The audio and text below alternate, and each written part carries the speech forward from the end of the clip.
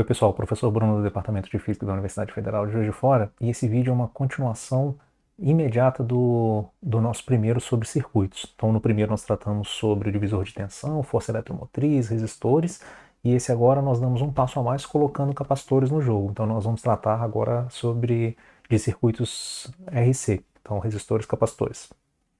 Nosso próximo circuito de interesse agora, ele vai ser formado, o típico circuito que nós chamamos de RC. Ele é formado, então, em princípio, por uma fonte. Nós vamos avaliar esse aqui, depois nós podemos retirar a fonte, então. Com força eletromotriz E, um certo resistor R e um capacitor, nós vamos chamar de C. Princípio, então, o nosso circuito está desligado. Eu vou assumir que inicialmente as cargas nesse capacitor estão igual a zero, então o capacitor está descarregado, e nós fechamos esse circuito aqui, esperamos o capacitor carregar. Nós vamos ver que essa combinação de circuitos desse tipo, a combinação entre resistência e capacitância, ela fornece uma constante de tempo, que tem certas aplicações, por exemplo, para a eletrônica. Vejamos então, nós fixamos aqui uma certa corrente, fechamos a nossa malha, e já sabemos que integral de caminho fechada no campo elétrico por um certo caminho fechado no nosso circuito é igual a zero. Isso, por sua vez, é igual a menos epsilon. Vamos olhando as contribuições de queda de tensão de cada um desses elementos aqui. No resistor, nós já sabemos que é igual a R vezes I. No capacitor agora, veja, nós estamos caminhando desse ponto para cá. Se nós olharmos para esse capacitor com um pouquinho mais de cuidado, nós concluímos o seguinte: essa corrente deposita carga positiva à direita. Nós estamos num limite, então, em que aparece carga exatamente de sentido oposto, de sinal oposto na outra placa, formando aqui, então, um certo campo elétrico. E como nós estamos caminhando na direção do campo, nós ganhamos aquela contribuição de... Já sabemos, então, que o nosso capacitor é igual a Q igual a C vezes ΔV. Logo, a queda de tensão, então, entre os terminais do capacitor pode ser escrito como carga sobre capacitância. Isso tudo igual a zero. Mas essa corrente e essa carga depositada numa das placas do capacitor se relacionam. Exatamente essa corrente que deposita carga ali. Logo, nós sabemos que dQ dt, sendo que então a carga no capacitor como função do tempo, é exatamente a corrente que passa pelo nosso circuito. Com essa expressão, nós ficamos então com a seguinte equação. A R, o I é o próprio dQ dt, mais Q sobre C, isso tudo igual a epsilon. Se trabalharmos, dividimos essa expressão então toda por R, nós ficamos então com dQ dt mais 1 sobre RC vezes Q, isso igual a epsilon sobre R. Vou fazer uma certa análise dimensional aqui, olha, veja, no lado esquerdo nós temos dQ dt, aqui seria Coulomb por segundo. No segundo termo do lado esquerdo da nossa expressão, nós já temos o Coulomb no numerador. Naturalmente, então, essa combinação de R vezes C, de fato, te dá uma constante de tempo que em unidades vale segundos. Agora o que nós temos a fazer é, nós temos uma certa equação diferencial que rege a carga do nosso capacitor como função do tempo, e nós sabemos que no início essa carga vale zero. Bom, a solução dessa equação é você escolhe, você pode fazer separação de variáveis, variação das constantes, mas tem um jeito bastante intuitivo de você tentar olhar para essa expressão e você vê o seguinte, olha, essa equação, né? Nós reescrevemos o nosso dq dt isoladamente e ela fica como um epsilon sobre R menos Q sobre RC. Então, à medida que a carga vai aumentando, ela vai cada vez mais se aproximando daquele fator epsilon vezes c, de modo que a taxa de variação vai cada vez diminuindo, até que a carga para de variar no nosso capacitor. Nesse limite, nós encontramos uma solução que eu vou chamar de particular para a nossa carga, que é dada exatamente por epsilon vezes c. E essa carga constante aqui acontece quando você deixa passar tempo suficiente para que o dq dt seja igual a zero. Repare que nesse limite aqui nós ficamos com epsilon sobre r menos essa nossa solução particular vezes rc, isso tudo igual a zero, né? Então nosso r se cancela e finalmente você encontra essa solução particular exatamente igual a epsilon vezes c. Ora, mas a gente poderia agora, então, já achamos uma certa solução particular dessa solução, a gente poderia pensar que a nossa solução geral é dada por um certo Q de t, que dá conta, então, do comportamento temporal da nossa carga no capacitor, antes de que você atinja aquele limite da nossa solução particular dada por epsilon vezes c. Com essa expressão aqui sendo substituída de volta na nossa equação diferencial, nós ficamos com dq dt, derivada da constante aqui vale zero, isso tudo igual a epsilon sobre r menos 1 sobre rc multiplicado por essa nossa função q mais o epsilon vezes c.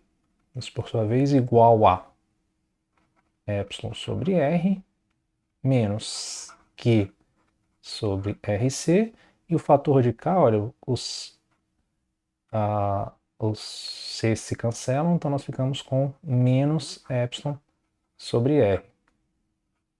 Logo, quando nós tentamos a nossa solução dada por uma solução particular, quando o tempo é grande o suficiente para a nossa carga não mudar mais no capacitor, e nós concluímos que essa solução intermediária aqui ela é regida exatamente por uma equação homogênea, como se a taxa de variação da carga como função do tempo fosse exatamente igual a menos Q sobre RC. E essa solução aqui é típico decaimento exponencial.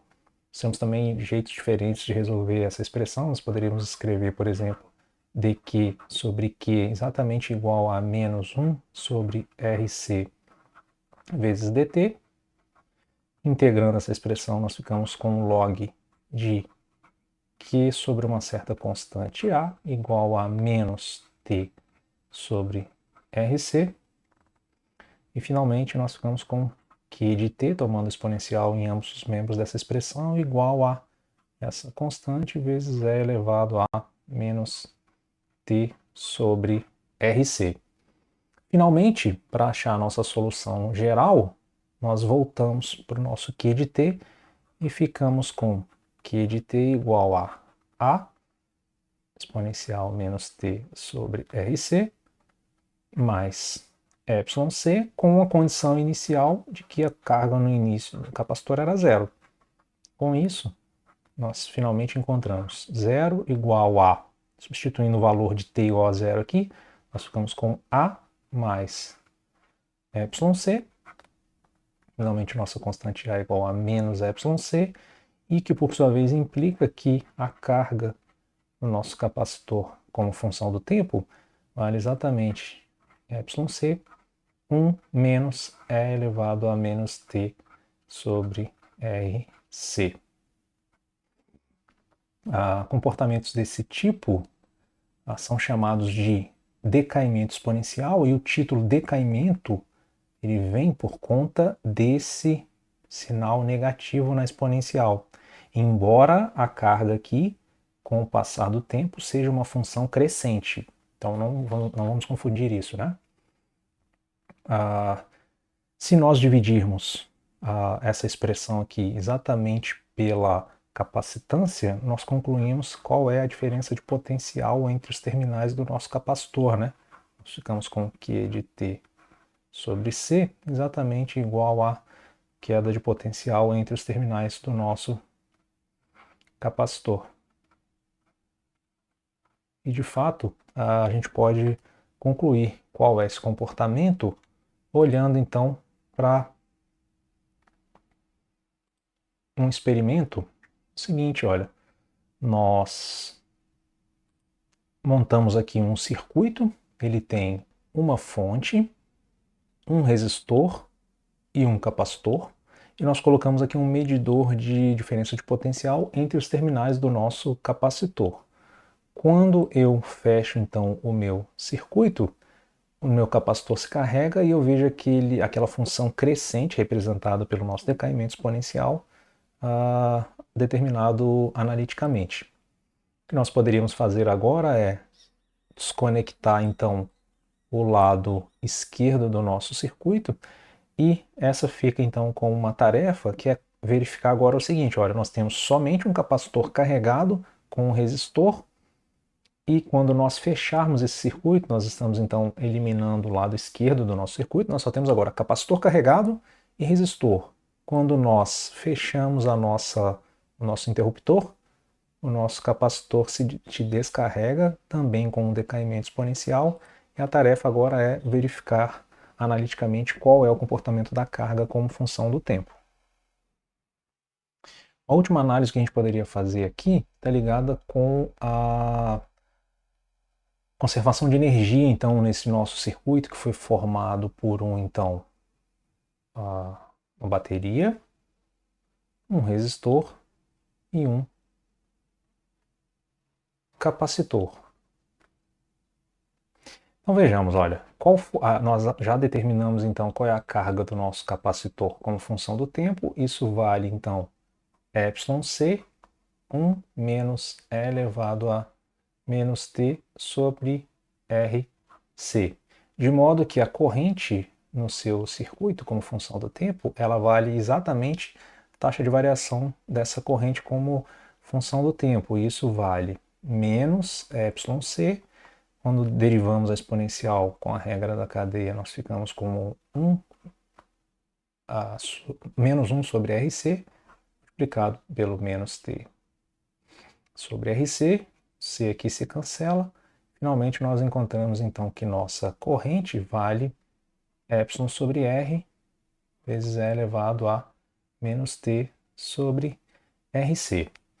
Ora, nós determinamos inicialmente que a potência da nossa fonte vale menos εi. Isso implica então que nós temos a seguinte expressão para a potência fornecida ao nosso circuito pela nossa bateria, menos T sobre Rc. Sabendo que taxa de variação da energia como função do tempo é a própria potência, nós poderíamos determinar qual foi toda a energia fornecida pela nossa fonte aos dois elementos R e C. Essa energia, então, vale a integral da potência quando você deixa passar tempo suficiente nesse nosso circuito. Isso vale menos ε² sobre R, integral para ir de 0 a infinito, de E menos t sobre Rc dt. Essa integração pode ser feita, isso vale então menos ε² sobre Rc, aí nós ficamos com menos Rc vezes E elevado a menos t sobre Rc, com tempo variando de 0 a infinito. Isso, por sua vez, vale exatamente, bom, nós podemos trocar os limites de integração aqui, então aqui fica 0 infinito, essa exponencial no zero vale o próprio Rc, quando o tempo vai para infinito, a exponencial vai para zero, então nós ficamos finalmente com um menos ε² vezes C. Então essa foi toda a energia fornecida pela bateria ao nosso circuito.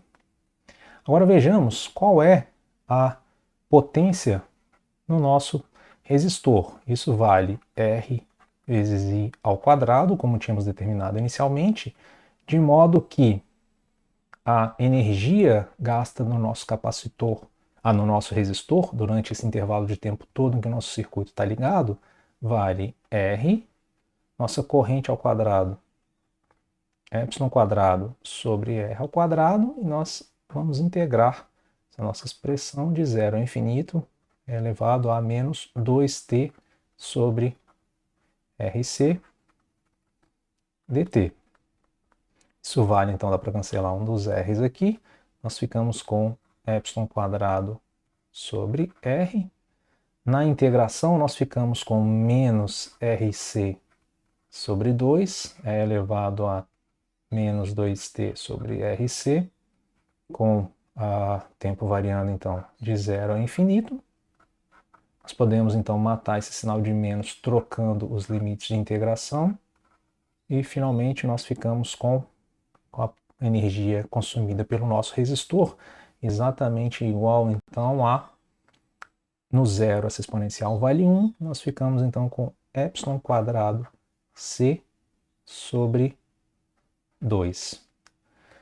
E agora nós poderíamos também determinar qual é a nossa energia armazenada no capacitor. Então aqui foi a energia consumida pelo resistor, e a energia agora no capacitor nós já também sabemos quanto vale. Vale Q² sobre 2C. Nós estamos olhando toda a energia armazenada nele, então nós temos que olhar o nosso Q no limite quando t vai para infinito.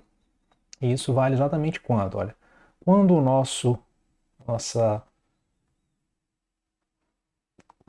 deixamos passar tempo suficiente para que o nosso capacitor se carregue, essa exponencial então se anula, nós ficamos com uma carga exatamente igual a ε sobre c.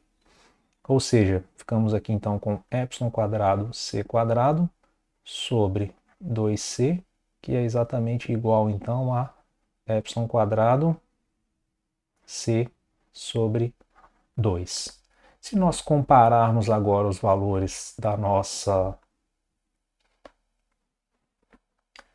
Se nós compararmos agora os valores, então, de energia fornecida pela fonte com energia consumida pelo resistor e energia armazenada no capacitor, nós concluímos que exatamente metade daquela energia foi consumida pelo resistor e a outra metade foi armazenada no capacitor, fechando então a conta da energia.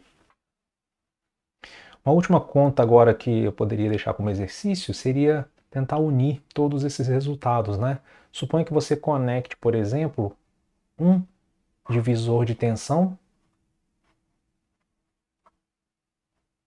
a um capacitor. Então a pergunta agora é, sabendo que o capacitor estava inicialmente descarregado, qual é, então, a carga do nosso capacitor como função do tempo? Tomar um certo cuidado, uma atenção aqui, lembrando que o nosso divisor de tensão se comporta como uma certa bateria com resistência interna. Com isso, então, nós concluímos esse nosso vídeo sobre circuitos. Se você gostou, deixa um like, se inscreve, ajude na divulgação do canal. Críticas, comentários, sugestões, como sempre, pode mandar um e-mail ou deixar aqui nos próprios comentários no YouTube. E é isso, gente. Obrigado e até mais. Tchau.